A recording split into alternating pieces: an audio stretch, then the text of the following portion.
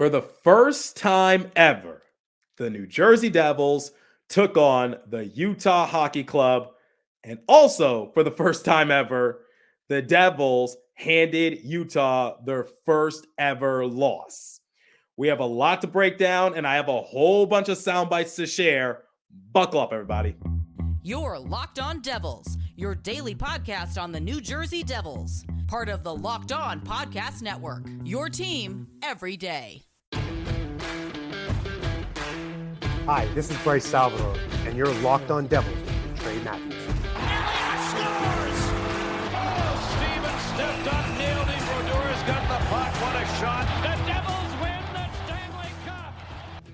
Alrighty now, what is up, New Jersey? Welcome back to the Locked On Devils podcast here at the Locked On Network. I'm your host, college hockey play-by-play announcer, Devils Wire of Pucks and Pitchforks, and also part-time credentialed media member, Trey Matthews. Happy belated Columbus Day, Indigenous Peoples Day, whatever you celebrate. I hope you guys enjoyed your off day from work or school. As for me, I did not have the day off. I am back from the Prudential Center. I was covering the first ever matchup between the New Jersey Devils and the Utah Hockey Club. And let me just say, we're still a few games into the regular season, and the Devils have already made history. They handed Utah their first ever loss in franchise history. Not only that, Utah got shut out for the first time in franchise history. Stop the presses. Early into the 2024-2025 season, the Devils have already made history. But in all seriousness, there's a lot to break down in today's episode. So in the first segment, I will share some of my main takeaways from the game. I will also play a soundbite from Nico Hischier that I obtained in the locker room. Then in the second segment, like I do with every post-game recap victory, I will name some honorable mentions and also list off my personal 3 stars of the game. Then in the third and final segment, like I do with every post-game recap episode, I will compare the stats and give the Devils a letter grade. All right. I know I jokingly said that the Devils made history, which theoretically is true, but no one's going to care in about a week. I guess ride it out as long as you can. Coming into this matchup, it was not going to be easy for New Jersey. I get people see the Utah Hockey Club as just the Arizona Coyotes, just in a different city and wearing a different uniform, but that's not really the case. They did make some additions to bolster their blue line, including John Marino, who did not suit up in this game because he is still injured. I had Chase Beardsley from the Hockey Writers join me in the previous episode, and he shared his insight as to what to expect from this Utah team. Coming into this matchup, Utah was riding a very hot hand. They are a fast, high-octane offense, similar to what Chase said in the prior episode, and they have already scored 16 goals in their first 3, now 4 games since they laid a goose egg in this matchup. But 16 goals in your first 3 games, that's not something to take light of, despite Utah giving up a lot of goals of their own. But nonetheless, this team was riding a hot streak. They like to play fast. And I think the biggest takeaway I got in the last episode is that they finally feel cleansed mentally from all the drama that happened last year. And I actually spoke to someone who's affiliated with the Utah Hockey Club. I'm not going to give you a name or their job title just to protect them in this sort of aspect, but that person echoed what Chase said in the last episode as well, which is there was just a lot of drama. There was a lot of speculation. There was a lot of uncertainty because at the end of the day, athletes are human. And when they're seeing the rumors make their way into the locker room saying that the team might relocate to Utah, especially since some of these guys are still under contract, it could definitely take a toll on you mentally. And sometimes you're not able to focus. And once that rumor first started to circulate inside their locker room, that's when the ship started to sink and they went on that 14-game losing streak. The point I'm just trying to make is that this was not going to be an easy victory. despite the record from Utah last season when they were the Coyotes. And the Devils were up for the challenge. First period, nothing really to write home about. I think the only thing that was noteworthy was that Utah had 2 penalties, the Devils had 2 penalties, and Dougie Hamilton was given a roughing call on Logan Cooley. I thought I would never see the day in which Dougie gets assessed a roughing call because he's a gentle giant, if you would. But that was really the only noteworthy thing from the first period. But the Devils started to pick it up in the second period with their aggressive play, and they capped it off in the third period. And I think the big thing that I got from this matchup was that their power play saw new life. They were 2 for 7 in their power play opportunities. And after this game, they are converting at a 13.3% clip. Not really all that good, especially with all the talent they have on the roster. But the team actually made it a point of emphasis in their last practice to work on their power play because, like I said, when you have a lot of great assets on this roster that can contribute on the man advantage, there's no reason why you should be converting at a 13% clip, but still very early in the season. Not really going to overreact to that, but they got 2 power play goals thanks to Seamus Casey and Nico Hischier. And my last takeaway is that the Devils did the little things in order to come out victorious. And I'm going to go to that third line because they got the start in this game. Stefan Noesen, Erik Haula, Paul Cotter. Stefan Noesen recorded another point. He walked away with a goal. I'll talk more about that in the second segment. Erik Haula, he was playing some solid defense. And Paul Cotter, he didn't record a point in this game, but I want to highlight his efforts. In a tweet published by Sam Kassan, who's one of the team reporters for New Jersey, he said, with Brack coming off a PK shift, Keefe iced a trio of Cotter, Hughes, and Meier, and they generated some good zone time and 2 good looks. Cotter is the ultimate Swiss Army knife, and this was taking place in the first period. Just to highlight how versatile Paul Cotter is and how important he is on this roster. So just doing those little things early, playing some solid defense, doing as you're told, and not giving in to Utah despite them having some good looks here or there. The Devils stood tall, and as the game progressed, Utah couldn't generate anything on Jake Allen. They were stuck in neutral. And another player that I do want to highlight, he's not an honorable mention. He's not one of my 3 stars. But Andre Palat, he was also playing some decent defense early on as well. Just have to give him credit because no one's really talking about Andre Palat for good or for bad. It seems like Andre Palat is an afterthought, but I want to give him credit. He was playing some solid defense. But my main takeaways from this game, once again, wasn't going to be an easy victory. You can't fall into those quote-unquote trap games. Power play picked up, and the Devils were still doing the little things in order to come out victorious. And it starts off with their depth assets contributing, which they did yet again. I said it in my discussion with Chase that I was really excited to see what that third line could do for the Devils in an encore appearance after those 3 players combined for 8 points in the victory against the Capitals. I'm sure you don't want to just hear my thoughts on the game. Here's what Nico Hischier had to say to the media post-game about his team's effort. Very solid effort by us. We knew they're hot, they were feeling themselves, so we knew we got to be ready. And they got a lot of skill, a lot of speed, so I think we did a good job eliminate that and and stick with it with our plan. And I think if we play our hockey, we're a really good team. How refreshing was it to get the power play goals today? Great. I mean, I think we earned that. I think if you look at the power plays before, we are rolling. We had some chances, didn't go in. We stuck with it, and felt good that finally one ended up back of the net.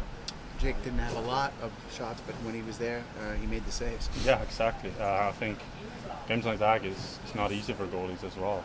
And he was dialed in every second of it, and if you not have a lot of shots at some point, staying in the game, and it's hard. I feel like, I mean, I'm not a goalie, but I just imagine it's going to be really hard. So he did a great job with that, and exactly like you said, when we needed him, he was there and looked really solid. Nico, what was the difference for the power play? Obviously, you guys worked on it yesterday, but it looked a lot more crisp today.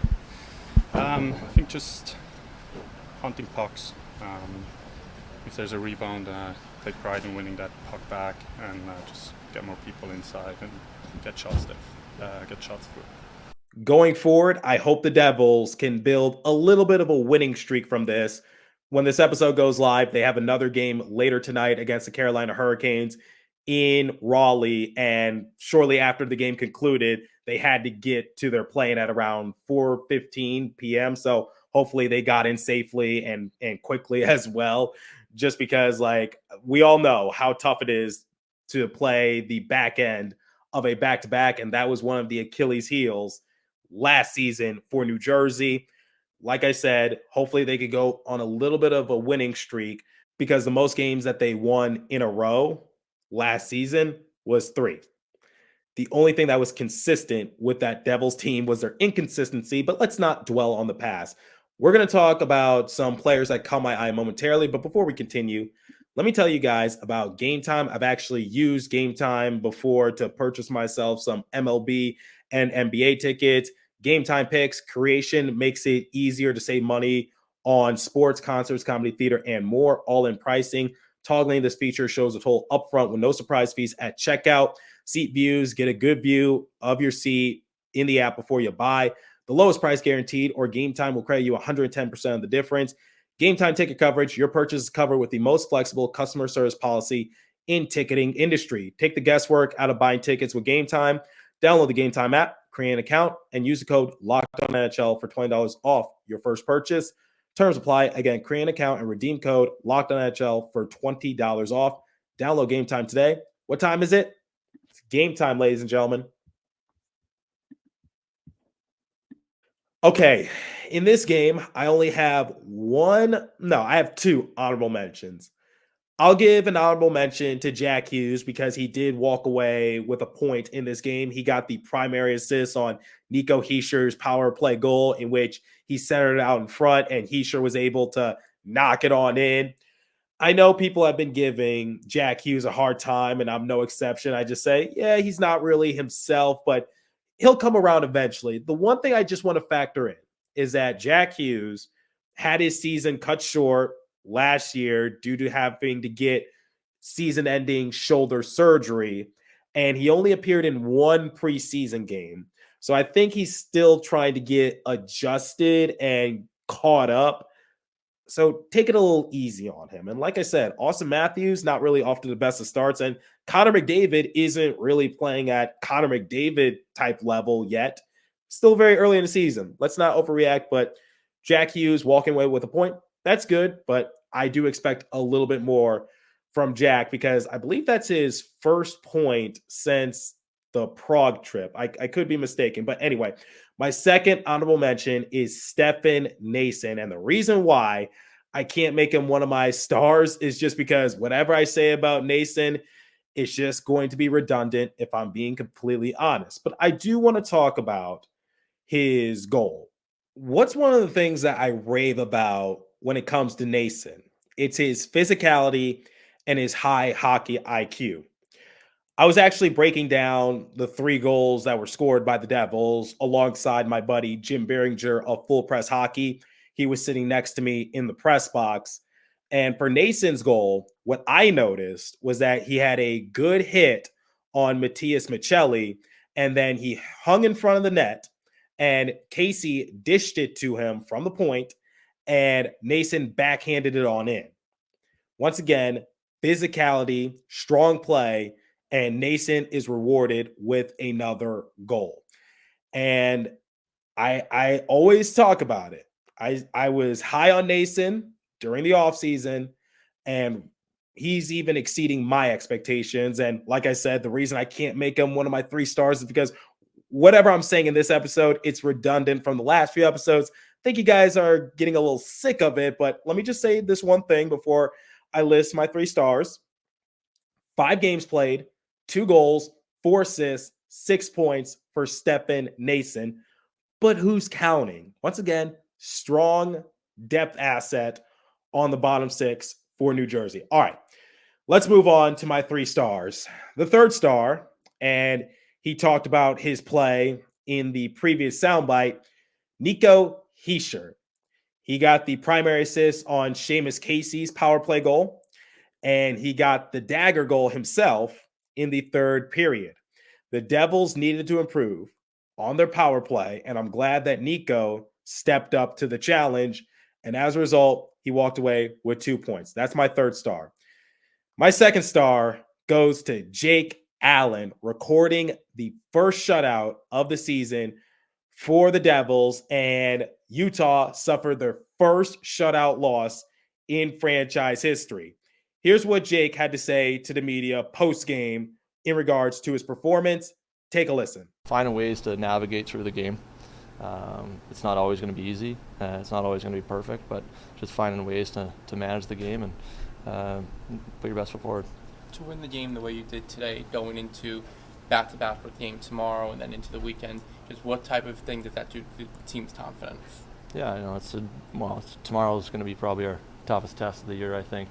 To date, it's Carolina in their building. The energy they play with, the urgency, and gonna get some rest tonight, get our legs back, and obviously it was good to get a couple wins here in a row. But like I said, we enjoy this for half an hour, 45 minutes. We get on the plane, and you got to flip the switch. You got to start prepping for tomorrow because it's going to be a challenge. What did you think of the defensive effort just in front of you? Sheldon maybe Yeah, it wasn't too good.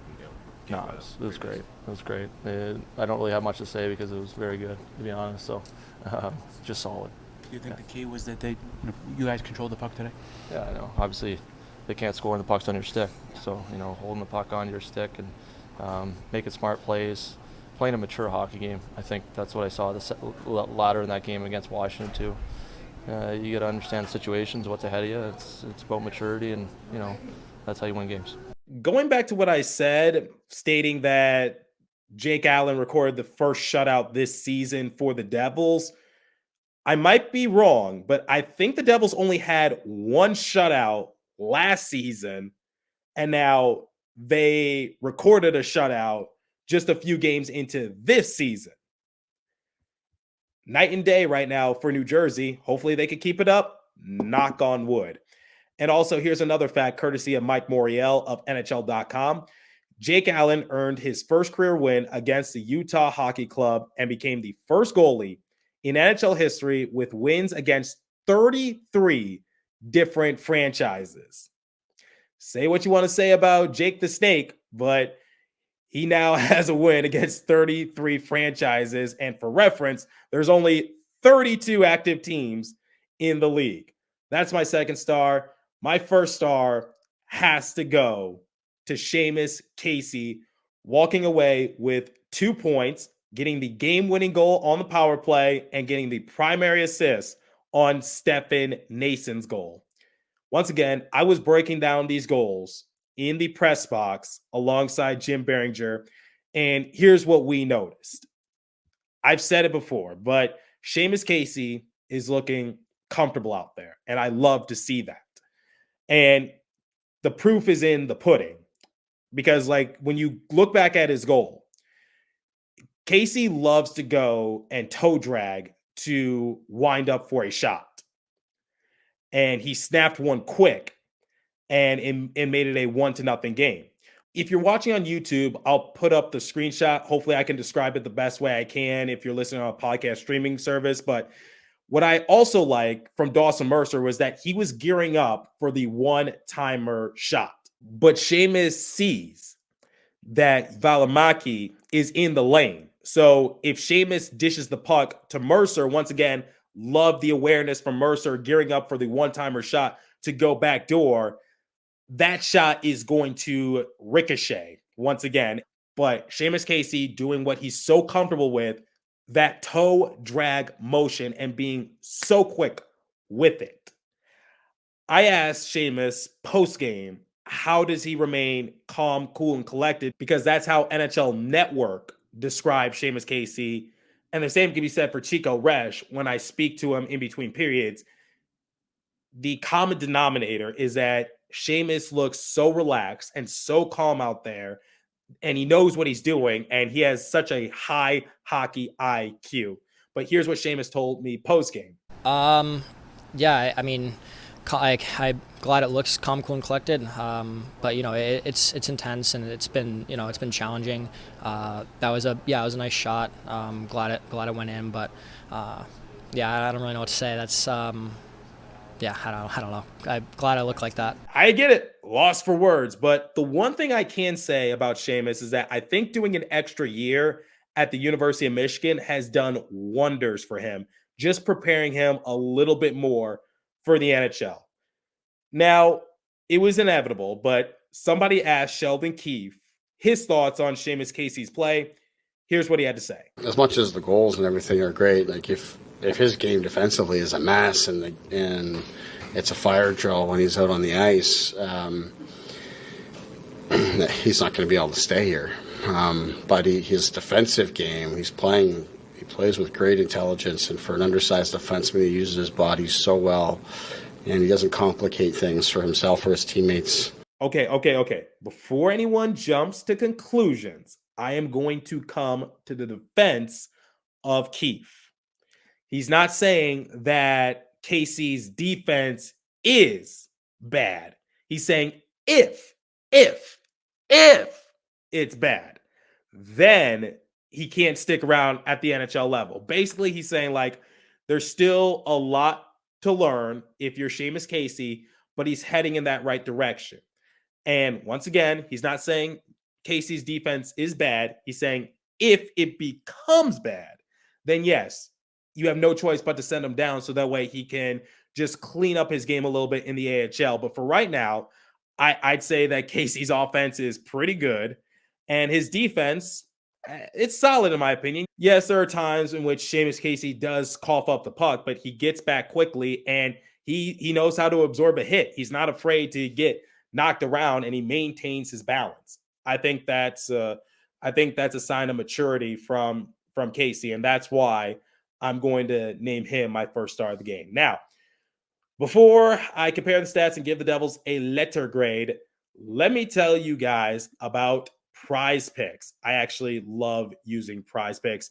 You can win now up to 100 times your money on Prize Picks with as little as 4 correct picks.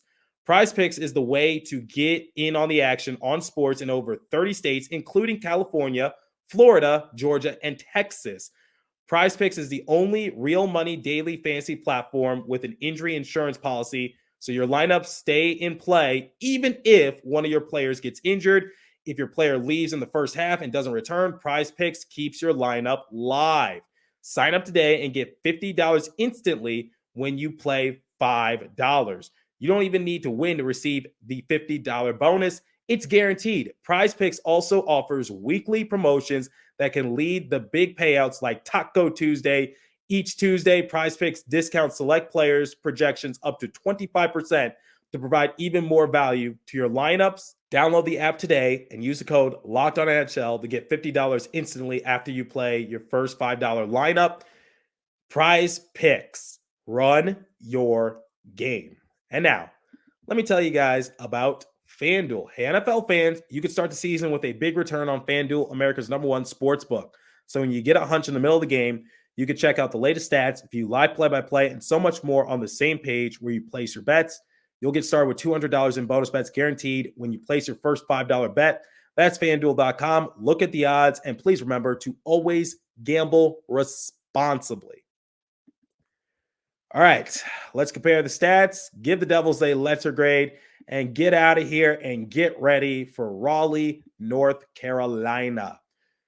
Power play. Devils were 2 for 7, improving, but still not at the clip I want them to convert at, but still very early in the season. Utah 0 for 4. Utah is actually a decent power play team. Like I said, they were coming in with a lot of goals scored already under their belt, so I'm glad that the Devils were able to snuff them out on the PK. Hits 28-8 in favor of the Devils. You think I was lying when I said that the Devils were doing the little things in order to make themselves successful? I love it when the Devils out-hit their opponents. Giveaways 16-10 in favor of Utah. Takeaways 6-3 in favor of Utah. Block shots. Oh, this pains me. The Devils need to work on finding some open lanes because this was a big problem in the first period, and that's why I don't think the Devils were able to generate anything. But 21-9 in favor of Utah. Time spent in the penalty box, PIM, 14-8 in favor of Utah.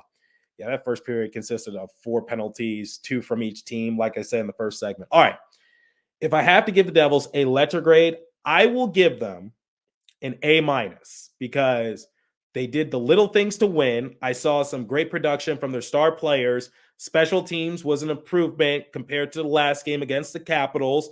Like I said, it's really hard to get an A+ or an A type of performance, but I think the Devils played a very good game. First period could have been a little bit better, but way better start compared to the game against the Capitals, at least in my opinion. But the matinee matchup did not disappoint, and you guys showed your support for the Devils despite the game starting at 1 p.m. Eastern time on a Monday. According to Daniel Moya of the Hockey Writers, it was a sellout crowd at the Prudential Center. I was not expecting that, quite honestly, but you guys did it. All right.